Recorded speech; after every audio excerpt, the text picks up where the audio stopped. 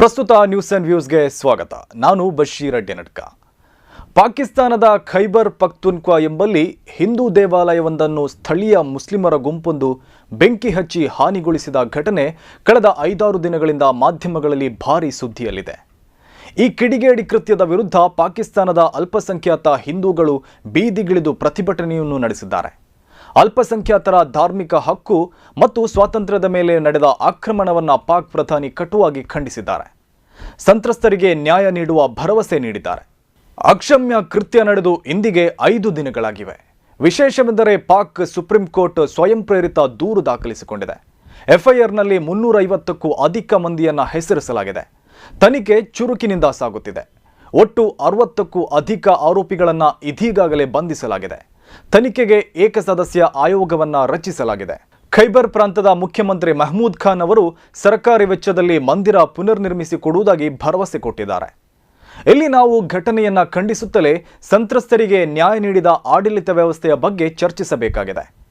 ಬಹುಸಂಖ್ಯಾತರ ಆಕ್ರಮಣ, ದೌರ್ಜನ್ಯ, ಅನ್ಯಾಯವನ್ನ ನಂಬಿಕೆ, ಭಾವನೆಯ ಆಧಾರದಲ್ಲಿ ಸಕ್ರಮಗೊಳಿಸದ ನ್ಯಾಯ ವ್ಯವಸ್ಥೆಯೊಂದರ ಪರಿಚಯ ನಮಗೆ ಆಗಲೇಬೇಕು. ಸಾಮಾಜಿಕ ನ್ಯಾಯ ಕಾಪಾಡುವಲ್ಲಿ ರಾಜಕೀಯ ಮತಗಳ ಲೆಕ್ಕಾಚಾರ ತಡೆಯಾಗದ ಆಡಳಿತ ವ್ಯವಸ್ಥೆಯನ್ನು ನಾವು ಇಲ್ಲಿ ಗಮನಿಸಬೇಕು. ಯಾವುದೇ ಸಮುದಾಯವೊಂದರ ಧಾರ್ಮಿಕ ಭಾವನೆಗಳಿಗೆ, ಧಾರ್ಮಿಕ ಹಕ್ಕು ಸ್ವಾತಂತ್ರ್ಯಕ್ಕೆ ಧಕ್ಕೆ ಉಂಟಾದಾಗ ಆಡಳಿತ ವ್ಯವಸ್ಥೆ ತುರ್ತಾಗಿ ಮಧ್ಯಪ್ರವೇಶಿಸಬೇಕಾದ ಅನಿವಾರ್ಯತೆ ಇಲ್ಲಿ ಮನದಟ್ಟಾಗುತ್ತದೆ.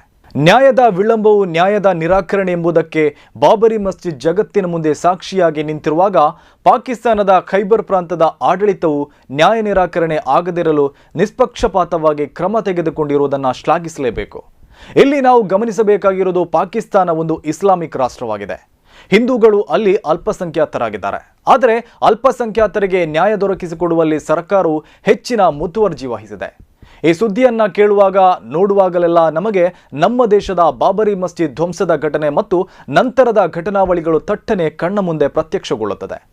ಬಹುತ್ವ ಸಂಸ್ಕೃತಿಯನ್ನ ಹೊಂದಿರುವ ಭಾರತದಂತಹ ಜಾತ್ಯತೀತ ದೇಶದಲ್ಲಿ ಬಾಬರಿ ಮಸ್ಜಿದ್ನಂತಹ 500 ವರ್ಷಗಳಷ್ಟು ಇತಿಹಾಸವಿರುವ ಮಸೀದಿ ಧ್ವಂಸಗೊಂಡಿರುವುದೇ ದೊಡ್ಡ ದುರಂತ. 5 ಶತಕಗಳ ಇತಿಹಾಸ ಇರುವ ಮಸ್ಜಿದ್ ಧ್ವಂಸಗೊಳಿಸಿದ ಪ್ರಕರಣದ ವಿಚಾರಣೆ ಮುಗಿಸಲು 2 ದಶಕಗಳು ಬೇಕಾದವು. ಅಂತಿಮ ತೀರ್ಪು ನೀಡಲು 3 ದಶಕಗಳೇ ಬೇಕಾಯಿತು. ನ್ಯಾಯ, ಪ್ರಜಾತಂತ್ರ, ಬಹುತ್ವ, ಸಾಂವಿಧಾನಿಕ ಮೌಲ್ಯ, ಸಾಮಾಜಿಕ ನ್ಯಾಯ ಮತ್ತು ಭೌತಿಕ ಸಾಕ್ಷ್ಯಾಧಾರಗಳ ಆಧಾರದಲ್ಲಿ ಪ್ರಕಟಗೊಳ್ಳಬೇಕಾಗಿದ್ದ ನ್ಯಾಯವು ಎಲ್ಲರ ನಿರೀಕ್ಷೆಯನ್ನ ಹುಸಿ ಮಾಡಿತ್ತು.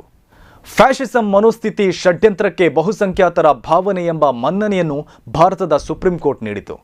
ಪ್ರಾರ್ಥನಾ ಮಂದಿರವು ಒಡೆಯಲು ಇರುವಂಥದ್ದಲ್ಲ, ಅದು ಸೌಹಾರ್ದವನ್ನ ಬೆಸೆಯುವಂಥದ್ದು. ಈ ನಿಟ್ಟಿನಲ್ಲಿ ಆಡಳಿತ ವ್ಯವಸ್ಥೆಯು ಕ್ರಮ ತೆಗೆದುಕೊಳ್ಳಬೇಕು ಎಂಬುದಕ್ಕೆ ನೆರೆಯ ಪಾಕಿಸ್ತಾನದ ಘಟನೆಯು ಉತ್ತಮ ಉದಾಹರಣೆಯಾಗಿದೆ. ಇದು ಈ ಹೊತ್ತಿನ ಪ್ರಸ್ತುತ ನ್ಯೂಸ್ ಅಂಡ್ ವ್ಯೂಸ್. ಸುದ್ದಿಗಳ ವಸ್ತುನಿಷ್ಠ ವಿಶ್ಲೇಷಣೆಗಾಗಿ ನೋಡ್ತಾ ಇರಿ ಪ್ರಸ್ತುತ ನ್ಯೂಸ್.